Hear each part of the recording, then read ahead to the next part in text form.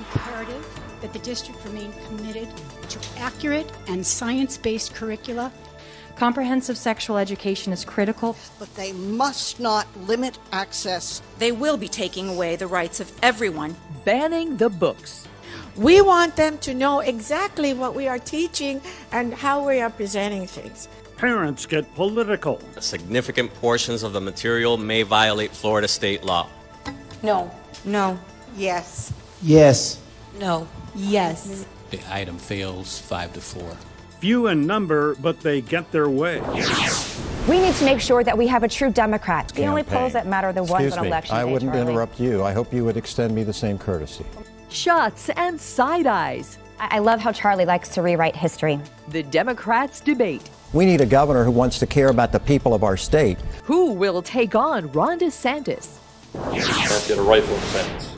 He said to me, "Get out of here. Things are about to get bad." Reliving the horror and the heartbreak. I saw a pile of blood forming under him, and I saw his body not spasming, but more trying to take his final breaths. The penalty phase underway. The barrel of that AR-15 just ambushed our classroom. Boom, boom! As jurors consider life or death for the Stoneman Douglas High murderer. The big news of the week, all live this week in South Florida. Wow, what a week. Good morning. Glad you could join us. I'm Michael Putney. I'm Glenna Milberg, and we begin with a book that is now banned from Miami-Dade schools. In a 5-4 vote this week, school board members pulled a textbook about sex health education based on a petition by a relatively small number of objections and against the will of the majority of parents and the district's own objective advisor. The board approved using that book after a public hearing in April, but since then it appears politics has come into play. There is an election August 23rd. 3 school board members are on the ballot, and they have challengers, conservative challengers, candidates who oppose these books. Veteran board member Marta Perez was one of those who voted to remove that sex health textbook, and she is with us this morning live via Zoom. Good morning, Marta. Good morning. How are you? Marta Perez, good morning. We are glad to see you. Thank you for joining us. Well, first, let's just get to the basics. You voted against using this textbook, Comprehensive Health Skills, which has been in the school curriculum. Why did you vote against it? Well, we had voted against it. I had voted against it before, but the reason is that some of the other chapters in the book are perhaps offensive to some of the parents, particularly about the transgender, fluid gender, things like that. But I did not vote against sex education. What I have proposed is that we have these chapters that we're going to be using, which is only a couple of chapters in the book, have that and have each parent opt in, have a parent sign that they are okay with having their child have this education, just as we ask parents if we could take pictures of their children in school, or just as we say, sign so we can take them on a field trip. Let's have parents sign off on whether this is education that is appropriate for their children. So that I hate to interrupt you, but there is a significant difference between those two things in that this component of education is actually required by the state. So without this textbook now, and without replacing the textbook at the same time as the board banned it, really the district is out of state compliance? It is not correct to say it was banned. It was just the way it was presented was voted down. But that doesn't mean that we cannot take the chapters, show them to the parents, say, are you okay with this or are you not? Also, I'd like to correct the fact that the majority of the parents wanted it and all that. I have to say, just yesterday, I spoke to a group of Muslim parents. They were very concerned. A lot of parents currently are very concerned about, part of the chapters were said about gender, gender fluidity, things like that. So we need to make the parents our partners in this. And I think a very easy solution is to say, opt in. It's not banning books at all, at all. It's saying, opt in. We're just as we say, can we take a picture of your child? We're going to say, is this a chapter that's okay with you? And it's not that we're not going to have sex education. Yeah, Dr. Perez, if I beg your pardon, let me jump in because we really want this to be a conversation. We understand. I understand. I remember I met my first transgender person about 5 years ago, and I kind of reeled back, and but then I said, "This is life, and you better get used to it." So, kids who are between the ages of 13 and 18, they know there are transgender people, and they would like to know more in a clinical classroom setting about that. So parents are concerned, we understand, but why not have that in a textbook? Can have it in a textbook, absolutely. But some parents would prefer that sexual conversations be had with them. And that is, as long as the parents are okay with it, then we will offer it. But I think we have to make parents our partners in this and make sure that they are okay with it. And by the way, the conversation really, we have so many issues, Michael and Glenna, teacher shortage, mental health, safety of our students that are of such importance in our community. Of course. And just for the record, our little show on Sundays, we do News of the Week. We could go on for the whole day talking about all of those issues. But specifically this week, it appears that this removal of this book could be the first test case of Florida's new parental rights in education law, which is now, what's today, in its 24th day.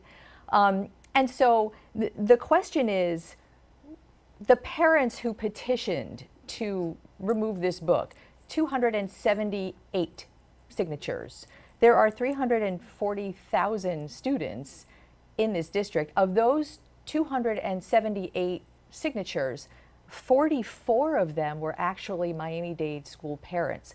So does this to you show that this new law is really going to have some very serious effects that may come down to a fraction of the people involved? Well, I can tell you, I am campaigning, so I'm walking, and I can tell you that a lot of parents, particularly parents who are new to this country, don't know that they can petition, don't know that they can write letters. As I say, I just addressed a Muslim group. So it is not fair to say it's 44 parents, because there are many parents that are very concerned and would like to have conversations about sex, either have them themselves or approve what is being taught to their children. And as you know, I have always been very concerned in the past with the Vamos a Cuba, what is presented to our students, because that's part of the responsibility of school board members. And I think it is not outrageous to ask parents, is it okay? Is this lesson okay with you? And there's a big difference between math and reading and sexual education. Yeah, Dr. Perez, I think it goes without saying, you can't have a referendum on every textbook, every theme. I mean, you have to leave this, the most responsible textbooks that you can find, and then leave it up to the teachers to teach. But I mean, if you want to talk about objecting to the way American history is taught, or of course, then we get back to what Glenna said, which is this new parental rights in education. Although, let me just say parenthetically, I had a daughter in school, public school, 30 years ago. Whenever we had concerns about the school, I didn't need a bill to allow me or my wife to go talk to the principal or the teacher. I mean, they welcome those kinds of conversations, and I suspect they still do. Yes, I agree with you. And fortunately, we have many parents like you, Michael, that were educated and that know how to go to the schools and address it. But we need to make a bigger push to some of the parents who are still not involved enough in their children's education and don't know that they're able to come and speak. And we have a group, as you know, our community has changed dramatically since your children were in school. We have many immigrant parents. We have very poor. We just got an A rating. Miami-Dade just got an A rating from the state. And we have the largest number of poor students in Florida. That is a wonderful news that we should be celebrating, but we need to make sure that the parents, particularly poor parents, are our partners at all times. Let me turn really quickly to the election coming up. You have been in that school board seat 24 years. You are a veteran of that board, been through a lot. It is a nonpartisan seat. You are a Republican by politics, a conservative woman, always has been. And this year, you are being primaried, opposed, as are your colleagues on the board who are up for re-election, by what appears to be, and what many have documented, is a concerted and strategic state effort to really place the state administration's own people on school boards. Your take on that? Well, unfortunately, I think that an A-rated school district, 93% graduation rate. I have the largest high school in Florida, and it's an A rating. I was hoping that people would see the great job that we are doing, and I'm hoping that they thought I was doing a great job.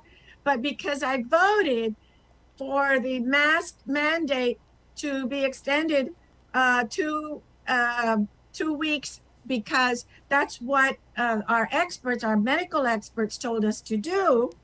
I have a very well-funded opponent who is receiving monies from conservative groups throughout the United States, monies from people that don't even know me, and all the successes that we have had and that District 8 has had under my leadership, all the wonderful schools we have. Only A, my elementary schools are all rated A, no D's and C's, and I am Dr. being. Perez, we know you work very hard. You have for 24 years, and we will follow your campaign here for re-election, and we appreciate your time this morning. We do. Thanks so much. Thank you. And up next, a school board member who voted to keep that sex ed textbook. We're going to speak with Dr. Steve Gallen.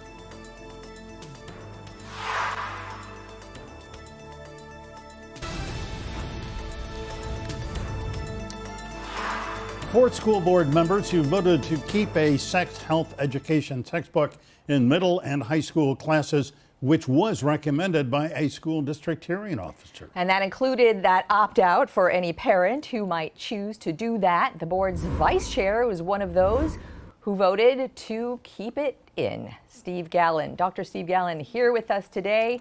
Steve, great to see you, and thanks for your time this morning. Good morning, Glenna and Michael. It's always a pleasure. So, thank you, Steve. Hopefully you were listening to our last segment. You were able to hear your colleague Marta Perez talking about parents should be opting in instead of opting out. I think maybe it comes down to sex ed is actually health to some people and sex to others. What's your take on that? Yes, thanks for the question. The provision to opt in is, quite frankly, inconsistent with current statute. The statute provides an opportunity for parents to opt out. So the Miami-Dade County Public School Board and our administration follow the procedures consistent with the law. We've had an amplified narrative around some key buzzwords, one beginning with A, that has really dominated the discourse, and that word is abortion. But we also have other words that are reflected in the curriculum, Michael and Glenna, like abstinence, awareness, abuse. These are critically important topics to our students, not only in school, but in life. So our parents should be able to avail themselves to the requirements under state statute, and they should not have to make a formal declaration to do that. Yeah. Dr. Gallen, as you know, the textbook in question does include a section in which abortion is mentioned, and of course that's a legitimate thing to talk about with kids. And it talks about morning after pills, even names a few. It says that, you know, for a child who may be confused and in trouble thinking about their sexual identity, they should speak to a trusted adult.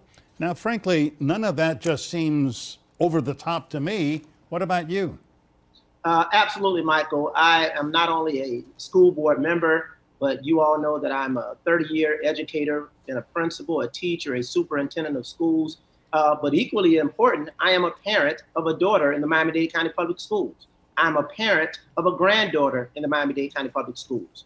Education has always been grounded on knowledge, and knowledge is power. We want our students at the appropriate time to receive the scientifically based, fact-based, evidence-based information so that they can make sound decisions for their learning and their lives. So absolutely, I think that knowledge is critically important. And at the end of the day, it does not run counter to the provisions of parental choice, because parents do have a choice of which I value, of which I respect. And yes, they are partners and they have an opportunity to opt out if they have any concerns regarding the content to be presented to their children. You know, you said something very interesting at the hearing Wednesday. You had said, I'm not going to quote you verbatim because I can't do that off the top of my head, but your point was this: parents' choice isn't new. We've always had parents' choice in school. You remember saying that, right? Yes, absolutely. Okay, so now we have parents' choice as a statutory Florida law. And I think from what we've seen, just kind of observing the last couple of weeks, parents' choice is about to take on a whole new meaning in public schools in Florida. Do you see that? Yes, in some cases, and I've been very open about the fact that parent choice is not a new narrative, is not a new reality. So I never got any consternation around the provisions outlined in the new law, because I embrace parent choice fully. But what I am concerned about is the possibility and the proclivity of parental choice provisions being utilized as a Trojan horse to advance certain tenets, certain indoctrination, certain positions that run counter to the democratic process that we call public education. Listen, in this particular case, one of the most vocal critics in this particular process is not a parent of the Miami-Dade County Public Schools student. That is a fact, according to most reports. And again, we have an opportunity for those parents to speak.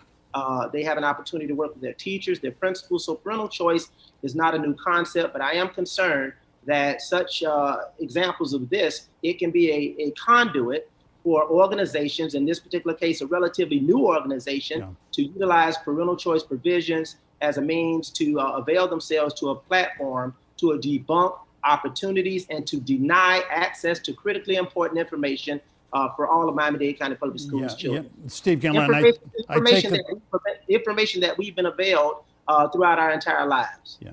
Steve, I take it you were referring to this group called County Citizens Defending Democracy, CCDC, which is led by a gentleman named Alex Serrano. We have invited Mr. Serrano to be on this program next week. Mr. Serrano is leading a group of obviously politically conservative people. God bless them. They can believe whatever they want.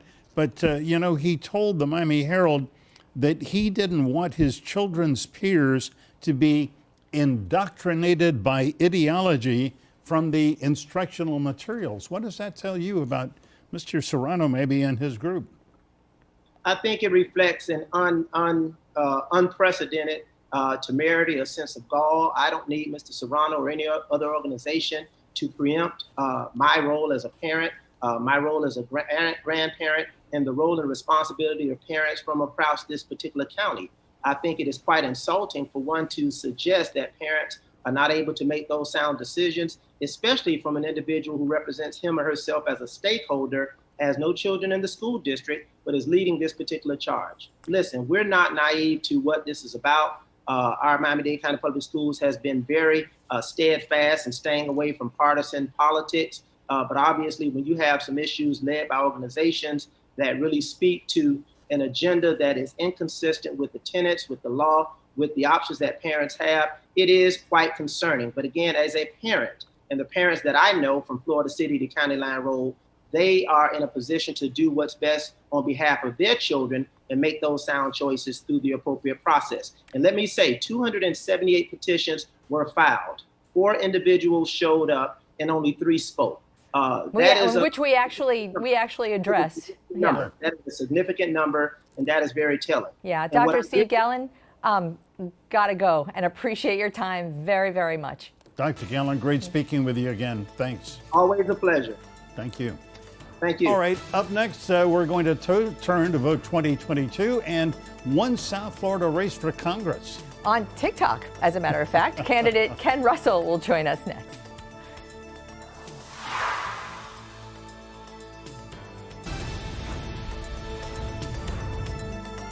Miami City Commissioner Ken Russell is looking to go to Washington. He started by running for the Senate, but he decided to drop out of that race and back Democrat Val Demings instead. He then entered the race for Congress to try and flip District 27, now held by first-term Republican Maria Salazar. But he has a tough primary fight there, too, against State Senator Annette Taddeo. What Russell has that none of his opponents has is a viral presence on TikTok.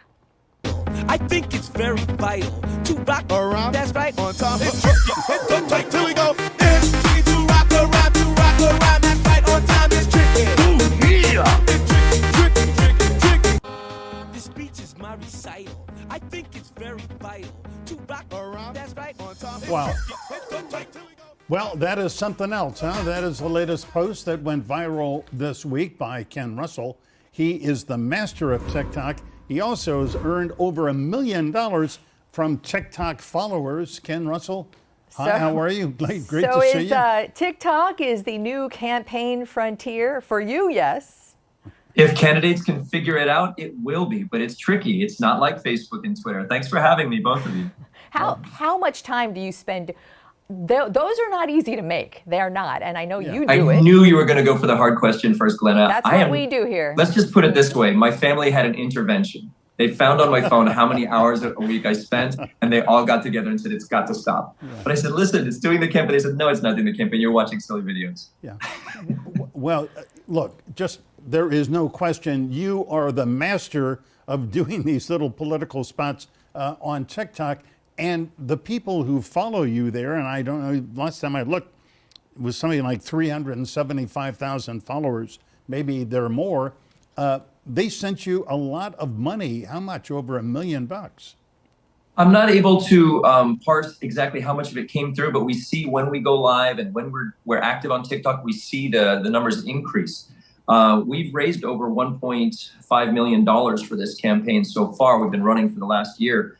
And a lot of it has come from social media. And only this week, now that TikTok is Women's Voices of Southwest Florida has moved over to Twitter, we're starting to raise money there as well. So social media is so critical in a lot of ways in so many industries, really. Will it translate to votes? I mean, people here in South Florida know your record. You have been very vocal as an environmentalist. You've been on the Miami Commission. You have a record there that is good or bad, depending on your perspective. But in CD 27, District 27, Congressional District of Miami, Maria Salazar, Congresswoman there now, the demographics of that district that you're running for are very interesting. 3 out of 4 people are Hispanic. It skews way older by decades than the average TikTok user. Gen Z, maybe 10% of that district is of voting age, the youngest voting age. Do you think this is going to translate into votes, getting all of that interest from the demographic of voters that vote the least, which is great? What do you think is going to happen, practically speaking? I do, and we are running a bread and butter campaign as well. I'm knocking on 40,000 doors before the primary. I'm visiting churches, HOAs. I've got tons of endorsements. We're doing the hard work as well. The question about TikTok is really interesting because candidates can't seem to figure it out or get it to work because they do the traditional robotic commercials. You've got to be yourself. You've got to connect. And I'm just being myself, and it's really engaging. Whether that translates to votes, the proof will be in the pudding on August 23rd. Yeah. Ken, we know that, I know from knowing you for several years, that you speak some Spanish. I'm not sure how fluent you are, but of course your opponent in the Democratic primary, Annette Tadeo, was born in Colombia. She is totally fluent. We know Maria Elvira Salazar, of course, is Cuban-American. She is fluent too. Are you fluent enough to really campaign in a district that, as Glenna says, is heavily Hispanic? Mira, Michael, no hablo español perfectamente, but enough. I've been on live TV for 30 minutes at a time, live radio on Spanish. I've worked in Venezuela and Mexico. I was president of my Spanish club in high school. I actually speak 5 languages and I've been to 55 countries. It's not about being Hispanic. It's about understanding and embracing diversity, and our voters recognize that. There's also a misconception. In this primary, the Hispanic population is the minority. Non-Hispanic voters far outweigh Hispanic voters in this primary. So let's talk a little bit about your ascension in politics. You got into the city politics because the park across from your house, this is a well-known now narrative, your entry, very grassroots, park was contaminated across from your house, you jumped in, you're now a commissioner, and you want to go to Washington, which is a very different pool to swim in. You're one of 5 votes right now on the Miami Commission. You're 20% of the lead. In Washington, you are a fractional member. So what you're up against, but the polling right now, and we're not a big fan of basing everything on polls, but the polling right now shows you've got a really heavy lift to overcome Annette Tadeo's lead. What do you see as your strong point taking on a Washington role when all of your politics have been so local? Well, I love being the scrappy underdog. When I did first run for office after helping clean up that contaminated park, I was polling in 3rd place, and I was running against someone who had over $1.6 million for a city council seat. Yet I won hands down just by knocking on doors, asking questions, listening, and offering solutions. My track record, the big difference that's going to make this race is the contrast between Senator Tadeo and myself. She has been a perpetual candidate for years, working to get a job rather than getting jobs done, whereas I've been trying to solve problems even from before being in office. Once I've been in office, I've passed literally dozens and dozens of legislation, ordinances, resolutions that I've written, sponsored, and found the votes for while in the minority of a very rough and tumble commission. Now, there's a lot of accomplishment there on the environment, infrastructure, police oversight, you name it, affordable housing. These are things that I can show that I've made accomplishments at the city level, and I'm looking for the missing part at the federal level. I'm not looking to go to Washington. I want to be Mr. 786. Mr. 305 is already taken. I want to be a representative for our community from Washington. All right. Well, let me just say again, we invited Annette Tadeo to be here for a kind of a little mini debate, and she declined. She's been on the program before, but we're glad you're here.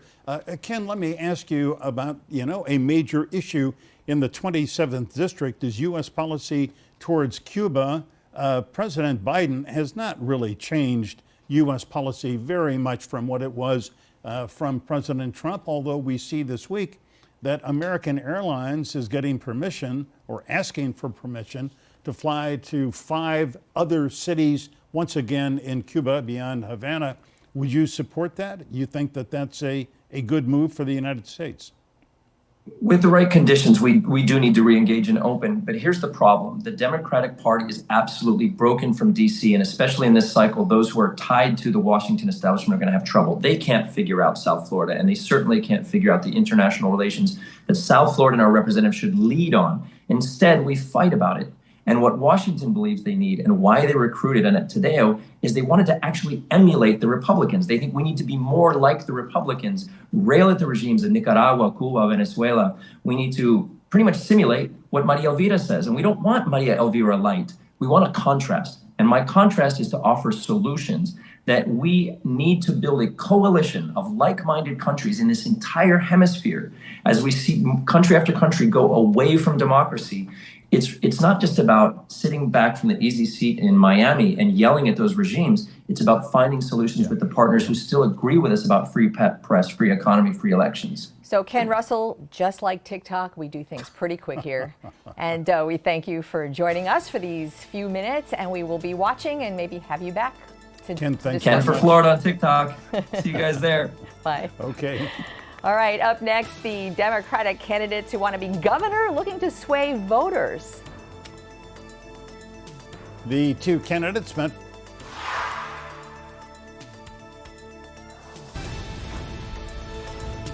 Unfortunately for Nikki, she's losing this campaign. And that's unfortunate. But you want somebody to win, and who can win in November. You have a choice.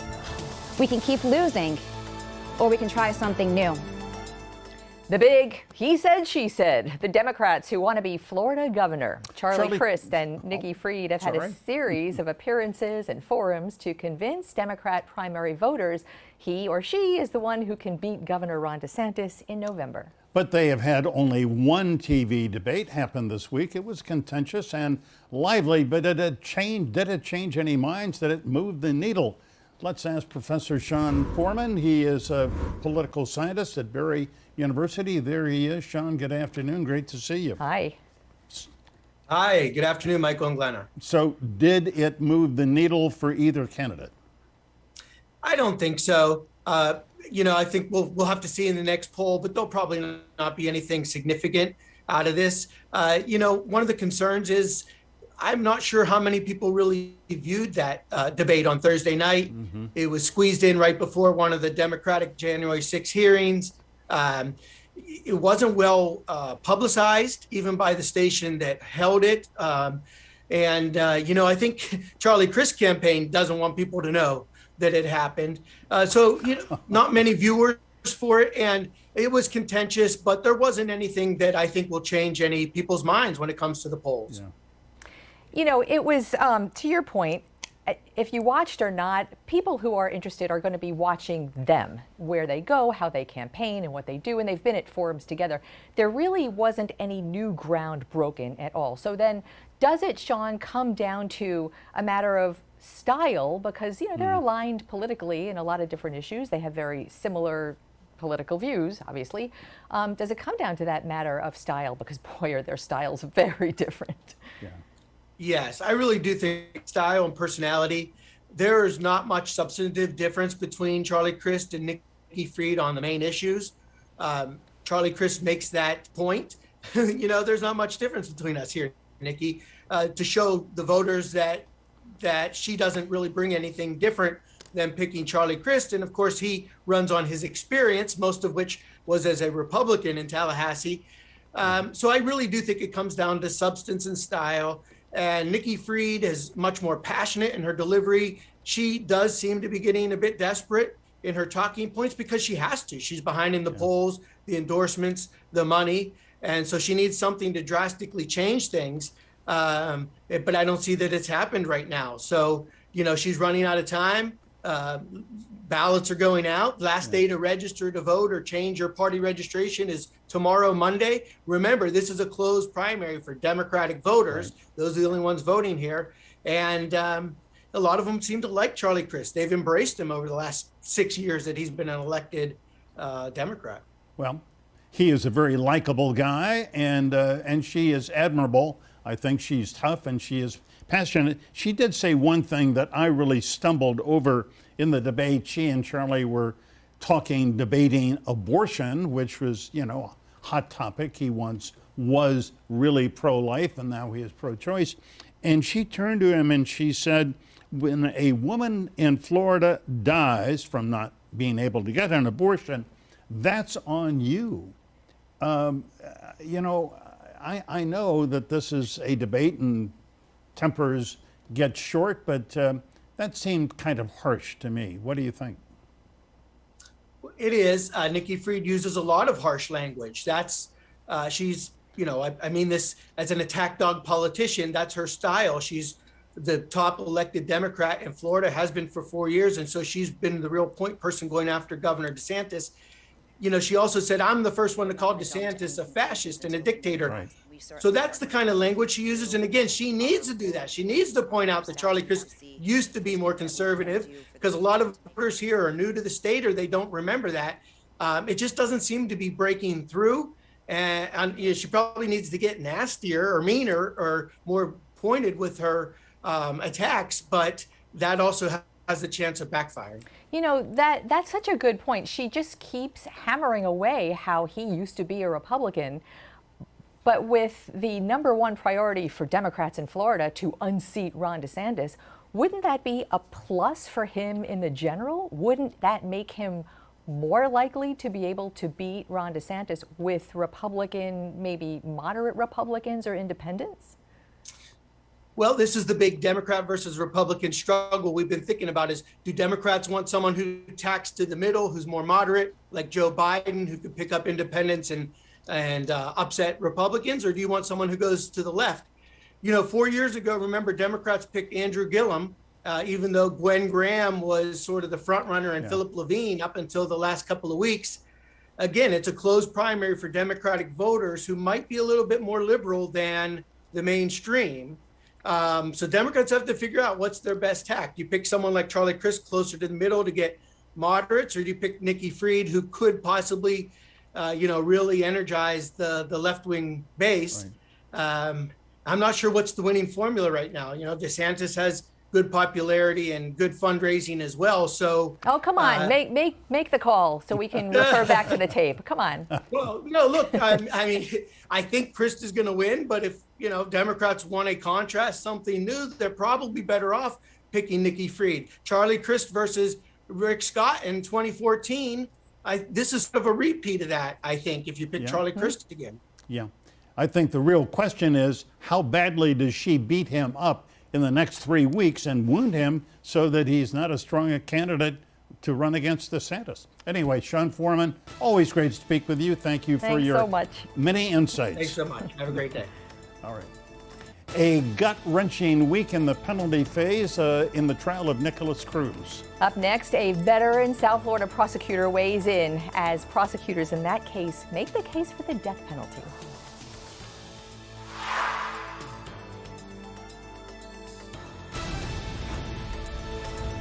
I had turned around and I saw the shooter was standing behind me. I was shot 4 times. He targeted me, started shooting at me. I look down and I see my ankles blown off to bits. Wow, what testimony. A gut-wrenching week in the penalty phase trial of Nicholas Cruz, confessed murderer of 17 souls at Marjorie Stoneman Douglas High a little more than 4 years ago. During this first week of the sentencing phase, prosecutors began laying out their case for the death penalty for that young man who pleaded guilty. This standard part of the criminal justice process is anything but standard in this case. And with us today to talk all about that, Gail Levine, a veteran prosecutor who has tried some of South Florida's most high-profile cases. Gail, great to have you. Gail, welcome. Thank you. Good to see you. Gail, let me begin with sort of a kind of a strategy question. The defense chose not to do an opening statement, so it has been all prosecution this week. And I have to say, Mike Satz, the lead prosecutor, has been relentless and effective. You know, I think he's presented just almost an airtight case, it looks like, that it was premeditated and heinous, as he says. Is the defense making a mistake? Well, let's say this was a state week. That's what I would say if I was reviewing it over the weekend and deciding what I was doing. They did a great job. They built a brick wall. They're building it higher and higher. It is, they're unstoppable right now. And I think that was their strategy, and that's what they were doing. So why, to your point, Gail, with this wall being built brick by brick, why isn't the defense cross-examining the witnesses? Or why didn't they do an opening statement? Why are they essentially allowing it to happen, but for a lot of objections to some of what's being presented? Why? Well, I think there's a lot of strategy to that. People think the last thing you hear is the last thing you remember. So they're hopefully thinking, let us do our story after the wall is made, and let's see whether we can get that wall knocked down. The problem with that is, of course, the state has rebuttal, so they will get the last word. Yeah. Gail, we have watched with fascination and frankly a little bit of horror this week, the shots of Nicholas Cruz sitting in court mainly with his head down, sometimes with his fingers over his ears, not to hear the audio of these poor children dying and moaning. There is a video that we have shown in our coverage this week. I mean, this is just brutal stuff, and your heart breaks for the parents who are in the courtroom. Sure. I call that look the Menendez brothers sweater. He's trying to look forlorn, but what he is up against and what is being driven home on the videos that are not being shown to the public is that his actions were pitiless. That means he lacked pity. When he went after Meadow, Luke, Peter, shot them as they're trying to get back into the classroom, and then he gives them contact wounds, he's pitiless. You know, I want to talk about those families. That's kind of what I've been watching. You watch the gallery. Yeah. You've done those cases. I've been in courtrooms when you've done those cases. What is it like as a prosecutor to have to build that case, to have to be very calculating in what happened, the medical examiner testimony, the details of what the victims went through? What is it like to do that when the families are right there watching? So these families are not unknown to these prosecutors. They are part of the prosecution team. They have been discussed. They have sat in the prosecutor's offices. They want the death penalty. Actually, not all of them do. I was figuring you were going to bring that up. I just want to put on the record that we've talked to some families who don't. And you know, the families aren't monolithic, obviously. They are mixed on that. They are a majority do. Mm-hmm. So the ones that are there are the ones that are sitting there listening because they want to hear. They need closure. They need to hear it. Maybe some of them have heard some of the evidence before. Maybe some of them have chosen not to. But the prosecutor has done an amazing job in nuts and bolting what they hear and what they see and showing the jury everything they need to see. They've also done an amazing job. They have comfort rooms. They have therapy dogs. They have their ability to bring psychologists or people that are comforting to them to get through this process, because this is a process that the community speaks. The law says the community makes the decision about Nicholas Cruz. Right. Well, and as you lawyers would say, the style of the case is the state of Florida versus Nicholas Cruz. I mean, but they're certainly thinking of the families of the victims and the victims themselves. One thing I want to say is anytime we had something that was very devastating to the family, a victim counselor, which the prosecutor's office has very, very well educated victim counselors that have gone through this process, they help the victims out of the courtroom and they say, listen, you don't want to hear this. This isn't something that, you know, we discussed that you want to hear. We actually watched that happen. Yeah. Right. So I want everyone to know that, Gail, you're going to be with us all week, you and Janine Stanwood on digital, more analysis in that trial, and we appreciate it all. Thank you. Thank you. Thanks. Appreciate it. We'll be right back.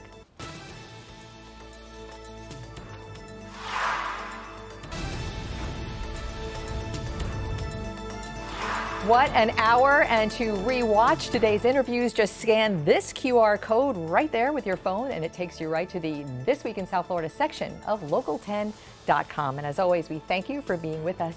We're online, remember, 24/7. Stay informed, get involved. Have a great Sunday.